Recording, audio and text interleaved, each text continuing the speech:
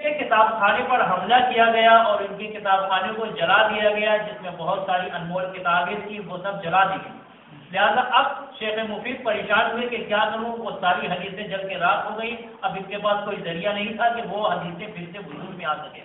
لہٰذا شیخ مفید نے انہوں نے بغداد چھوڑا، اور چھوڑنے کے بعد انہوں نے نجف کو اپنا مقام بنایا، قیامگاہ بنائی، اور پھر وہ نجف میں رہنے لگے۔ امام علی علیہ السلام کے روضے کے بغل میں ایک مسجد ہے، ابھی بھی وہ مسجد موجود ہے۔ اسی مسجد میں وہ آتے تھے، آنے کے بعد یہاں تک کہ شیخ مفید صبح نماز صبح پڑھ کے آتے تھے۔ یہ روضہ ہے، روضے کے سامنے سے شیخ مفید گزرتے تھے، لیکن روضے کی زیارت کے لیے نہیں جاتے۔ روضے کے سامنے سے گزرے، اس مسجد میں گئے، جانے کے بعد وہاں بیٹھے، الصبح نماز صبح پڑھنے کے بعد شیخ مفید آئے، اور آنے کے بعد سارا دن شیخ مفید اسی مسجد میں ایک کمرے میں بند رہے، اور چونکہ ان کا کتاب خانہ جلا دیا گیا تھا، لہٰذا انہوں نے یہ سوچا کہ اب جو حدیثیں ہمارے ذہن میں موجود ہیں ان تمام حدیثوں کو لکھا جائے تاکہ یہ آئندہ نسلوں تک پہنچ سکے۔ شیخ مفید نے تمام حدیثوں کو لکھنا شروع کیا۔ اب ان کا کام دن بھر یہی تھا کہ یہ آتے تھے، آنے کے بعد انہوں نے دروازہ بند کیا، بند کرنے کے بعد اسی کمرے میں بیٹھ گئے، یہاں تک کہ جب اندھیرا آ گیا تو وہ اس حجرے سے نکلتے تھے، اور نکلنے کے بعد پھر گھر جاتے تھے۔ یہ شیخ مفید کا کام تھا دن بھر۔ تو وہاں پر جو حضرات شیخ مفید کو دیکھا کرتے تھے کہ بھائی شیخ مفید روز آتے ہیں، امام کے روضے کے سامنے سے گزر جاتے ہیں، اور امام کے روضے پہ زیارت کے لیے نہیں جاتے۔ بہرحال ہم اور آپ کے ہوتے تو ہمیں بھی اعتراض ہوتا شیخ مفید پر کہ شیخ مفید آپ کیسے شیعہ ہیں، آپ کیسے ہیں امام کے چاہنے والے کہ روز ادھر سے آتے ہیں، امام کے روضے کے سامنے سے گزرتے ہیں اور امام کی زیارت کے لیے نہیں جاتے آپ۔ ہر انسان اس کو سوچتا۔ لہٰذا اس دور میں بھی جو شیعان علی تھے انہوں نے بھی اس بات کو سوچا، اور سوچنے کے بعد ایک دن شیخ مفید کو چند لوگوں نے گھیرا، اور گھیرنے کے بعد شیخ مفید پر اعتراض کیا، کہا کہ یہ آپ کی کیا حرکت ہے، ہم لوگ اس بات سے بہت آپ سے نالا ہے کہ آپ روز آتے ہیں، اسی محلے میں آتے ہیں، اسی روضے کے دروازے کے سامنے سے گزر کے جاتے ہیں، لیکن آپ روضے امام علی کی زیارت کے لیے نہیں جاتے۔ شیخ مفید نے کہا ٹھیک ہے، تمہارا اعتراض بجا ہے، میں تمہیں بتا دیتا ہوں کہ میں روضے کی زیارت کے لیے کیوں نہیں جاتا۔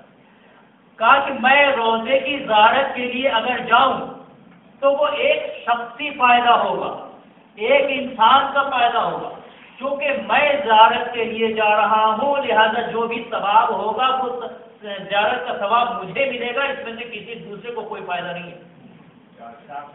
لیکن میں وہ کام کر رہا ہوں کہ جس سے آنے والی پوری امت کو اور پوری قوم کو فائدہ پہنچے، لہٰذا میں امام کے روضے کی زیارت کو نہیں جاتا ہوں، اور جو امام کے روضے کی زیارت کا جو وقت ہمارے پاس بچتا ہے ان وقتوں میں میں حدیث بیٹھ کے لکھتا ہوں۔ میں امام کی حدیث کو زندہ کرنا چاہ رہا ہوں۔ ہمارا مقصد یہ ہے کیونکہ تم نے ہمیں جاتے روضے کی زیارت کرتے نہیں دیکھا اور تم نے اعتراض کیا، لہٰذا تمہارا اعتراض بجا ہے، لیکن اگر تمہارے اندر اتنی صلاحیت ہے تو تم خود امام سے پوچھ لو کہ یہ ہم شیخ مفید آپ کی زیارت کے لیے یہ بہتر ہے یا یہ بیٹھ کے حدیثیں لکھیں یہ بہتر۔ یہ شیخ مفید نے انہیں جواب دیا، اور جواب دینے کے بعد ایک مرتبہ فقط جواب دے کے چپ نہیں رہے، بلکہ کہا کہ آؤ میں تمہیں ایک اور دلیل دے دیتا ہوں، اگر تم چاہتے ہو کہ میں امام علی کے روضے کی زیارت کے لیے جاؤں تو آؤ میں تمہیں دکھا دیتا ہوں، میں اس روضے پر سلام کرتا ہوں اور تم اس روضے پر سلام کرو۔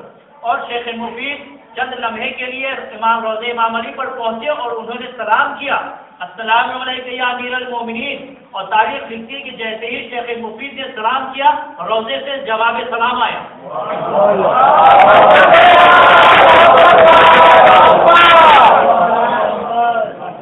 تو شیخ مفید نے جیسے ہی سلام کیا روضے کے اندر سے شیخ مفید سے سلام کا جواب آیا، کیونکہ ان کا عمل ہی ایسا عمل تھا۔ بہرحال امام انہوں نے صحیح جواب دیا کہ اگر میں روضے کی زیارت کے لیے جاتا ہوں تو کوئی انسان کا فائدہ، ایک شخصی فائدہ، لیکن میں یہ چاہ رہا ہوں کہ امام کی میراث کو جمع کروں، امام کی میراث کو آئندہ نسلوں تک منتقل کروں، لہٰذا میں روضے کی زیارت کے لیے نہیں جا پاتا۔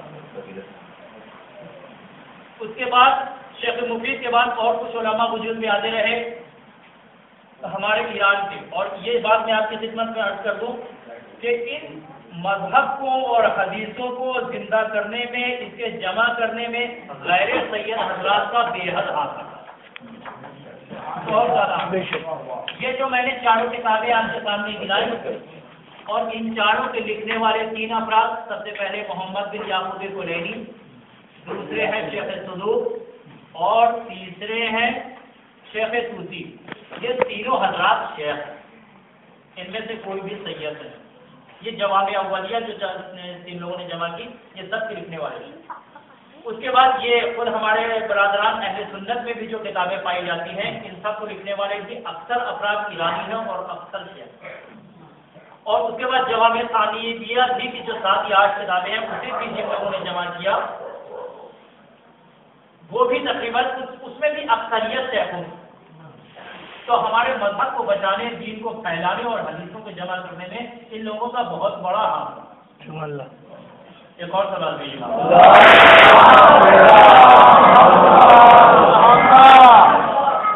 یہ ہے علماء کی فضیلت. اسی لیے کہا گیا مداد العلماء افضل من دماء الشہداء. علماء کے خون کی روشنائی شہداء کے خون سے افضل. علماء کے قلم کی روشنائی شہداء کے خون سے افضل. یہ علماء کی زحمتیں تھی کہ یہ حدیثیں آج تک، اور یہ معجزات کا واقعہ ہے. اتنے دشمنوں کے ہونے کے باوجود، کتاب متعدد مرتبہ کتب خانہ جلا دینے کے باوجود، اب آپ یہ ذرا احساس کریں کہ جب شیخ مفید کا کتاب خانہ جلایا گیا اور انہوں نے بیٹھنے کے بعد حدیثوں کو لکھنا شروع کیا تو اب ان کے ذہن میں کتنی حدیثیں ہوں گی. بغیر خدائی مدد کے یہ کوئی کری نہیں. تو ہمارے اماموں کا اور ہمارے خدا تعالیٰ کا یہ کرم تھا اور اس کا کرم ان علماء کے قابل حال تھا.